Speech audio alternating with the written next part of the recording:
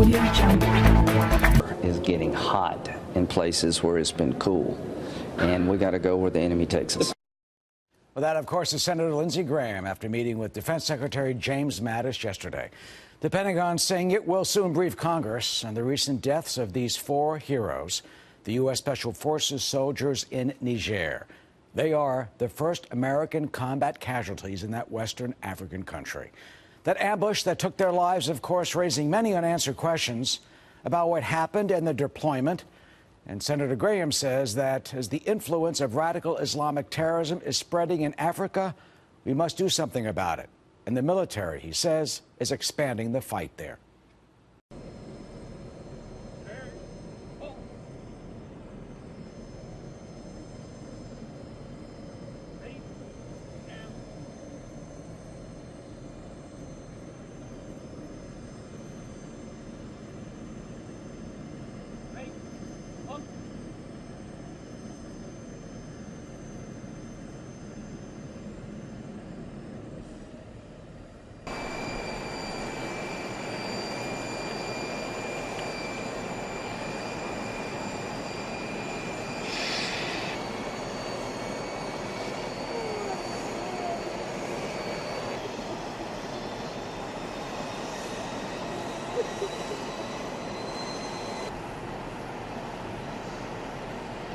First, halt.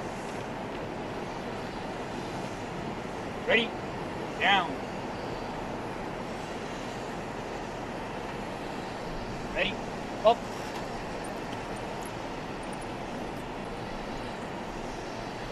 Ready, face.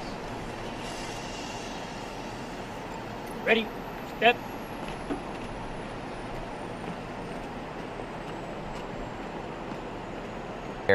There will be a funeral today for the 25-year-old Sergeant LaDavid Johnson. Yeah, overnight in South Florida, hundreds of people, including friends, family, and just complete strangers, they all showed up for a public viewing. Sergeant Johnson, he leaves behind 2 children and a pregnant wife. Incredibly sad. Meanwhile, this morning we're learning more about the ambush in which Sergeant Johnson and his 3 fellow soldiers were killed back on October 4th in a country where many Americans didn't even know we had military forces. Now, there have been conflicting reports from the military as to what happened in Niger. Secretary of Defense James Mattis, he went to Capitol Hill to brief Senator John McCain, who has been demanding more information, and it comes amidst a fresh war of words between the White House and a Florida congresswoman who listened in on a phone call between President Trump and the family of Sergeant Johnson. A lot to talk about this morning. We begin our coverage with ABC's David Wright, who's at the White House. David, good morning to you. Good morning, Dan and Paula. We are learning a lot more about that deadly ambush. It took place 17 days ago. Some Democrats are already calling it Trump's Benghazi, but there's still a lot we don't know. Mr. President, did you authorize the mission there? Thanks, Peter. Thank you all very much. President Trump has been uncharacteristically tight-lipped about the tragic mission that cost the lives of 4 American soldiers, 3 of them Green Berets. Lawmakers on Capitol Hill want answers. Senator John McCain threatened to use subpoenas to get them. On Friday, Defense Secretary James Mattis showed up in person to brief McCain. I felt that we were not getting sufficient amount of information, and we are clearing a lot of that up now. Here's what we know about the attack. It took place October 4th near the village of Tongo Tongo. The U.S. soldiers, accompanying Nigerian troops, met with a village elder. A senior intelligence official tells ABC News that during that meeting, the soldiers had an inkling of danger. The hair on the back of their neck stood up after 2 motorcycles raced out of the village. The intelligence official tells us the troops felt like the elder was trying to stall them. Sure enough, armed fighters soon hit them with everything from the woods on both sides of the road, small arms, vehicle-mounted weapons, even mortars. The U.S. team wasn't expecting combat. Their vehicles, unarmored, they had no U.S. air support, and French aircraft didn't get there until a half hour into the firefight. To date, the president has not said a thing about the mission itself. Instead, the conversation this week unraveled over how best to honor fallen troops and console their families, with White House Chief of Staff General John Kelly ultimately stepping in to smack down a Florida congresswoman who had listened to the president's call to a grieving widow. Kelly is a Gold Star father himself. On Friday, the White House press secretary went so far as to suggest that Kelly should have the last word on the matter.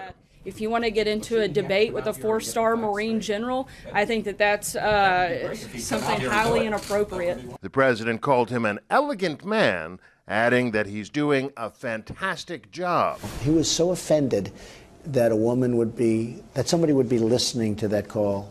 He actually couldn't believe it.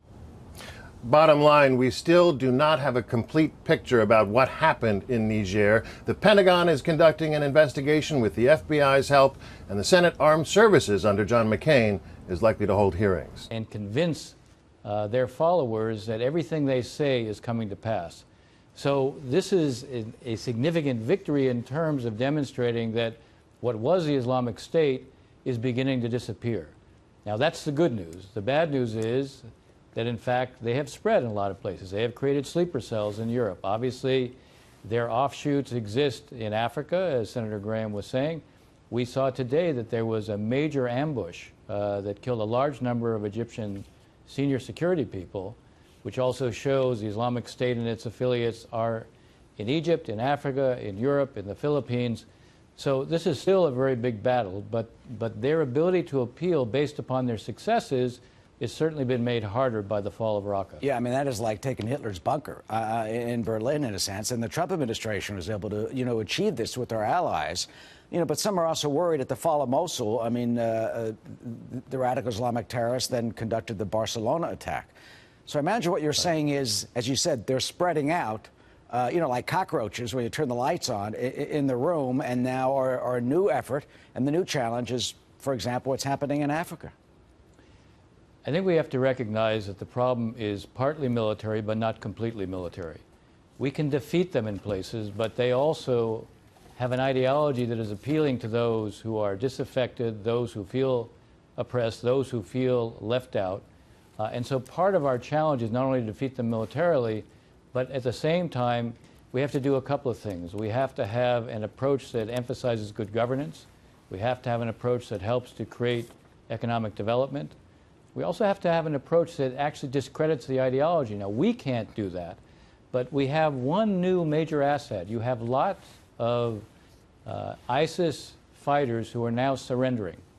Now, the fact that they consider themselves and present themselves as holy warriors, the fact that they are presented as if they have a charter from God, suddenly, if you can put some of those who have surrendered, and at least put the image of them surrendering, hands up, it begins to defeat the image that they're holy warriors. Yeah, and are we doing that? How is it they're surrendering? I mean, are we doing that? That should be broadcast, throughout the Middle East and in Africa. We should be putting that on social media. We should show them surrendering, number one. Number two, we should have them coming on and telling their stories. Many of them also became disaffected from ISIS. And if you can show those who were part of ISIS and put that online, because ISIS uses social media as a very effective platform. Well, you also have to compete with them on that, but it can't be us saying it. But having those who were themselves part of ISIS now coming out and saying, look, here's why they surrendered. Here's why it wasn't what it was presented to be. That does create an ability to begin to discredit them. You can't just defeat them militarily. You also have to discredit them. We can't discredit them. Sunni Muslims can discredit them. They can discredit themselves finally. I mean, look, you had the 1998 bombing of the two embassies in Nairobi by al-Qaeda. Obviously, you had the Mali-Nairobi Westgate attack, that in 2013. So they've been out there in Africa. Can they finally discredit themselves? Do you think in their hearts this philosophy can finally be defeated? Because it won't stop until that philosophy is killed. My worry is that if we don't do more to use the instrumentalities that they use.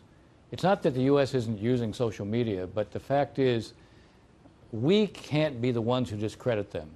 It has to come from Sunni Muslims who portray them for what they are. They're a perversion of Islam. They're not the representatives of Islam. And more has to be done with them on social media. That's why creating these images of so-called holy warriors surrendering with their hands up does a lot to discredit them. Putting those who actually become alienated from ISIS because they saw what it really was on social media, letting them tell their stories, that can be effective. And also defeating them militarily, because their claim to in a sense, represent the ideal form of Islam is validated when it looks like they're succeeding. When they keep losing, it's hard then to present their message and have it be compelling. All right, Ambassador, thank you.